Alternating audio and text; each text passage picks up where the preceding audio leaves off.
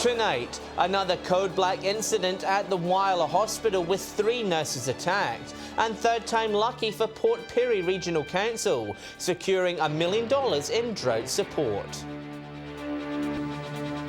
With the latest from around the region, your nightly news with John Hunt begins now.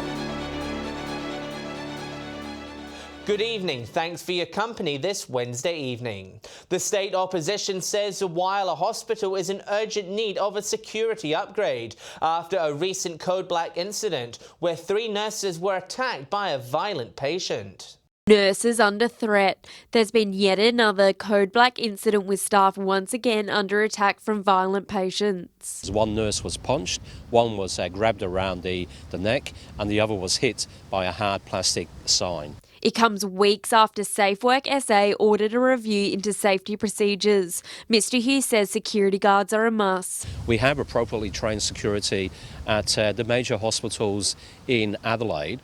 The Whyalla MP also says the current systems are not working. We actually need some people with the appropriate training to be physically present to assist nurses, doctors, patients. In a statement, Health Minister Stephen Wade says safety and well-being of all staff and patients is their top priority, and the hospital has Duris alarm, safety areas and trained staff are on at all times. People that are designated to step into that role, but they're not up to that role, and they will tell you that themselves. SA Health says it's reviewing security at the hospital and a report is expected to be completed by next month. So the Minister does need to act and does need to ensure that appropriately trained security guards are employed here at the Whyalla Hospital.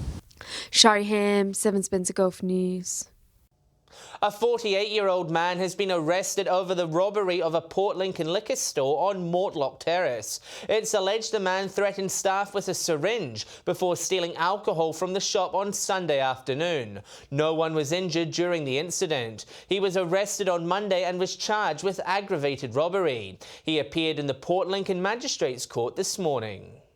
And Port Lincoln police have also reported a 15-year-old boy for allegedly lighting a fire during the fire danger season. The report followed a month-long investigation into a fire that was lit on the outskirts of Port Lincoln on Bayview Road in April. No one was injured during the incident and the fire was quickly extinguished by authorities. The fire danger season officially came to an end in the Lower Eyre Peninsula at the start of May.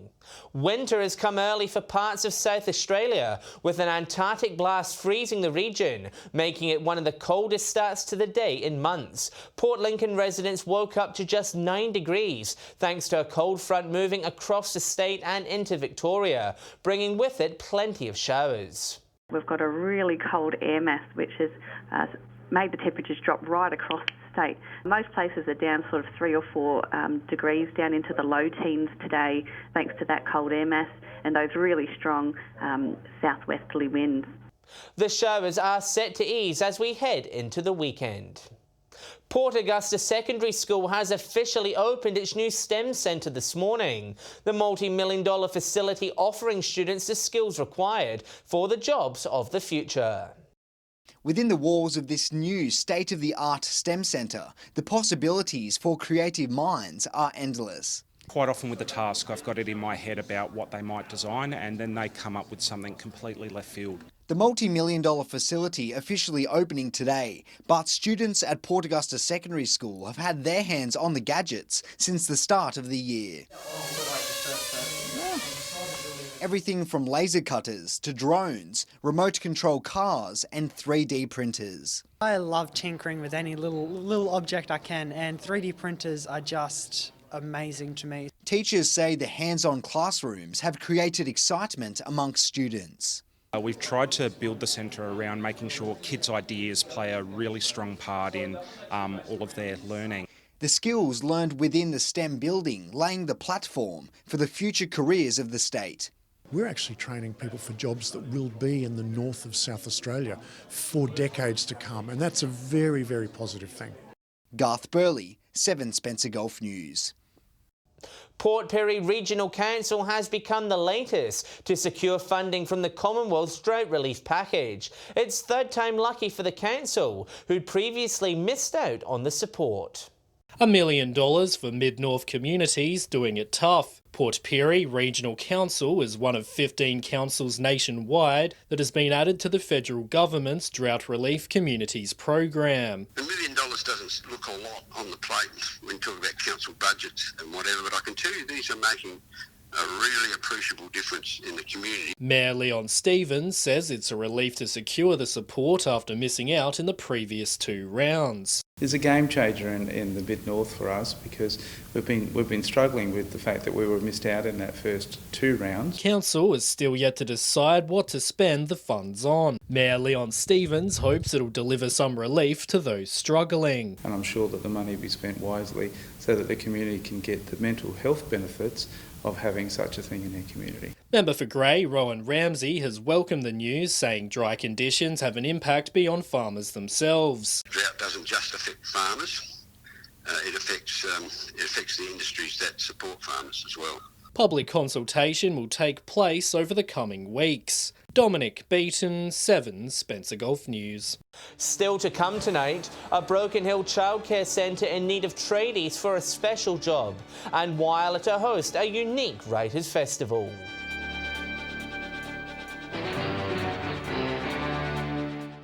Welcome back. A Broken Hill childcare centre is seeking local tradies for a very special job. Silverlea Early Childhood Services hopes to establish a long daycare program, but needs to improve its facilities. Silverlea Early Childhood has been around for almost 60 years, but its future remains uncertain. Government funding for it has been slashed, with the centre relying on donations and fundraisers. About $210,000 a year, and now it's less than a quarter of that per year. Silverlea management says its services are focused on supporting families and their children with developmental delays and disabilities. We don't have the amount of children that we require in town to be able to continue to have a big team of staff providing services to children. As a way of keeping afloat, Silverlea wants to launch a long daycare service. Miss Horse says there's currently a waiting list for children to access these programs. We thought that we could fill the void and provide it on site, as well as continue our early intervention supports for children with disabilities. And they're asking local tradies to offer their time and skills to help make this dream a reality. Painters, tilers, carpenters, electricians, and if they could call the centre or call by, that would be great, and we could chat about it then. Patrick Reinke, 7 Spencer Gulf News. Beautifying the city. That's the focus of Port Augusta Council in this year's draft budget. However, deficit remains a thorny issue, with the city still millions of dollars in the red. It's that time of year. Budget time, and the Port Augusta Council has a clean green focal point. The main focus is the amenity of our city. That's been made quite clear by our newly elected members in our community. The draft budget has been released, with footpaths, pavers and parklands all set for a clean-up, in a move that's hoping to boost tourism numbers. We can beautify our city and entice people to want to stay and not drive through. That's our intention. $300,000 has also been allocated towards protecting the ageing wharf and jetties. The council's shaving over $450,000 off its annual operating deficit, which overall is more than $3 million in the red. And as part of a 10-year plan to reduce the debt, it still needs to cut an extra $140,000 per year. The service review will continue, and that's where we look to save our money. There's nothing in danger at this point in time. Copies of the budget are now available to the public, with a community forum to be held in 2 weeks' time. Garth Burley, 7 Spencer Gulf News. The Far West Country University Centre in Broken Hill says it's beaten expectations for its first year of operation. Since opening last year, Broken Hill residents have had online access to tertiary courses, allowing them to study from home. The centre's manager says they've seen a 300% spike in student numbers. We were expected to have 45 students by the end of 2018. We've just had our first birthday and we are sitting at 200 students. Anyone interested should contact the centre. Port Lincoln's only boxing gym has been given a financial boost thanks to a local bank. It's long been a community hub within the town, supporting locals through the challenges of fitness and mental health. Since 1988, the Williams Boxing Gym has been a part of the Port Lincoln community, promoting physical and mental well-being. Train just for their fitness, some people for their mental health, and for the kids it's just a different aspect for them to get a bit of physical fitness as well as, a bit of mentoring as well as, people to look up to. Scott says the gym plays an important part within the community, offering a safe and supportive place for anyone who walks through the doors. A recent donation by the local bank has helped keep those doors open. One of their workers had $1,000 to donate to her favourite charity or non-for-profit community organisation, and she chose us, so that was great. If we can have a group of young people coming through, they're going to be better citizens because of it, well, that's what it's all about. Since opening, the gym has always been a non-for-profit, hosting multiple charity boxing events to raise awareness of men's mental health, attracting hundreds of spectators. It gives them ability to grow their confidence. With boxers, we battle every day with mental health, whether or not we think we're good enough to get in there and compete or not. If you or someone you know needs help, call Lifeline on 13 11 14. Nathan Regter, 7 Spencer Golf News. Good stuff there.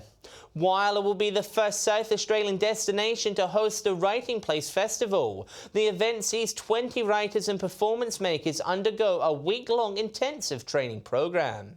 Mentoring the next generation of regional voices. The Writing Place Festival will be held this September at Point Lowly. Get them to bring this event to Whyalla and so around Australia, and they will be targeting particularly regional writers. The Australian Theatre for Young People, Carclew and Country Arts have joined forces to bring the mentoring opportunity to South Australia. Small group sessions where each of the participating writers is going to, by the end of the week, have written a monologue that's made for teenage performers. The week-long program will focus on helping 18 to 26-year-olds bring regional stories to the stage. They're going to the movies and watching, superhero films and whatever. So it was kind of really exciting to have young people who are still at high school go, no, I want to see more regional stories. And creative director Deb Hughes says Whyalla is a perfect destination for the festival. Established youth networks here. So we have a performing arts group or an arts group here, Defaces, and they already have a sort of good profile. Applications are open on the Country Arts SA website. Shari Hams, 7 Spencer Golf News.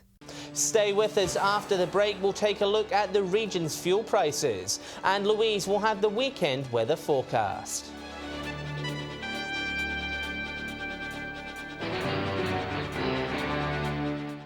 Hello again. The Mid-North's very own Golden North ice cream has been voted Australia's best for the second year running. Over 1,300 consumers from across the country voted it the best in taste and consistency. A vote of confidence for Laura's most iconic product. Golden North Ice Cream again taking out gold in the National Ice Cream Survey. We've beaten a lot of multinational companies to that award for the second year in a row, which is the first time an ice cream company's done that. 1,300 people participated in the survey conducted by marketing group CanStar Blue. It's come out on top in a number of categories. Thanks. Including taste, consistency, variety and overall satisfaction. Operations Manager Rick Willis has attributed this to the company's ingredients, using locally sourced milk and cream. The fact that we still use milk and cream as our main two ingredients, a lot of our competitors now are going to cheaper alternatives. Beating big brands like Peters, Buller, Ben & Jerry's and Blue Ribbon. The company will use its newfound prestige to target interstate markets, with the big supermarket chains such as Woolworths and Coles in their sights. With winning the award for the second year in a row, that it'll help with our expansion into Eastern Seaboard, certainly Victoria and New South Wales. Dominic Beaton, 7 Spencer Golf News. A top scoop there by Dominic Beaton. Time now to take a look at the region's fuel prices. Here's Pat with Fuel Watch. The end of May has seen a pretty quiet week when it comes to local petrol prices. Majority of townships are breaking even.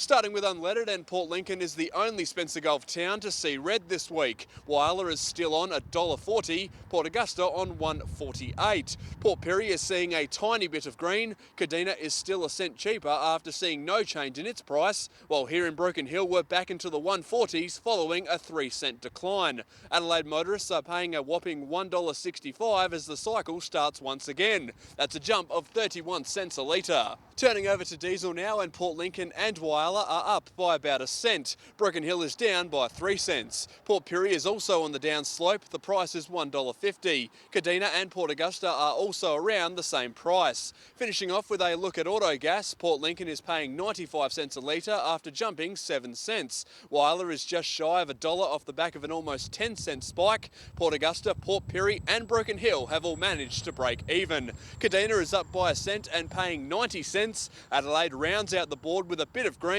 but the prices have barely moved. Now remember, these prices are the regional averages and they do not reflect any one particular outlet. And if you do find a spot that does sell unleaded, auto, gas or diesel for cheaper, be sure to let us know on our Facebook page. And time to take a look at what's happening in the weather. Here's Louise. Good evening. It was cold and wet today thanks to an Antarctic blast. Temperatures ranged in the mid to low teens. Port Augusta reached 16 degrees, Whyalla and Port Lincoln 15, Port Pirie 14 and showers and 14 degrees too in Adelaide. On the satellite now, patchy cloud over the south of South Australia is creating cool and unstable winds along with a few showers. Skies clearer in the north. Tomorrow's waters, southerly winds between 15 to 20 knots, seas at 1.5 metres and sunrise is at 7:14 with sunset just before 5:20. It should be dry but cool tomorrow. Port Augusta set for a top of 16, Whyalla 15, Port Lincoln also 15, Coffin Bay partly cloudy and 14 degrees, Broken Hill just 13, chilly in Clare 2 just 12 degrees, Kadina 15 and Adelaide also 15. Looking ahead to the next 4 days now, dry but cold in Port Lincoln, 17 Friday and Saturday before showers return on Sunday. Cleve 15 on Friday, 16 Saturday before showers on Sunday. And Woodner will be dry but cool through until the weekend. Whyalla can expect a partly cloudy weekend, 17 Saturday and Sunday. Similar conditions in Port Augusta, reaching 18 by Saturday, and Kadina will be dry and partly cloudy, 16 Friday and Saturday, 17 on Sunday. Cloudy and 17 in Port Pirie through till Sunday. Sunny but cold in Clare, just 13 on Friday, 14 over the weekend. And Broken Hill will be dry but unseasonably cold with temperatures in the mid-teens. So the rain looks like it will have cleared, but it's still cool for the rest of the week, John. And now it's back to you. Winter is definitely round the corner. Thanks, Louise. And that's the local news this Wednesday evening. Thanks so much for joining us. I'll have some updates later on in the evening, but until then, enjoy your evening's viewing here on 7. From the team, it's good night.